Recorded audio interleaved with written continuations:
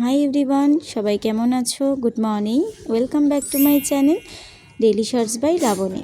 সকাল সকাল উঠে স্নান করে নিয়েছি, নিয়ে চুলটা আঁচড়ে নিলাম। তারপর যাব ঠাকুর প্রণাম করতে। দেখো ঠাকুর ঘরটাকে কত সুন্দর লাগছে, সিংহাসনে ফুল দিয়ে সাজিয়ে মা আজকে পুজো দিয়েছে, যেহেতু আজকে বৃহস্পতিবার।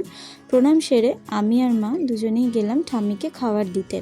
তো আমরা দুজনেই ঠাম্মিকে খাবার দিয়ে এসে তিনজন মিলে একসাথে লাঞ্চ করে নিলাম। মা, বাবা আর আমি তিনজন একসাথেই লাঞ্চ করলাম। লাঞ্চে আজকে ছিল টক ডাল, মাছের ডিমের বড়া আর রুই মাছের ঝোল।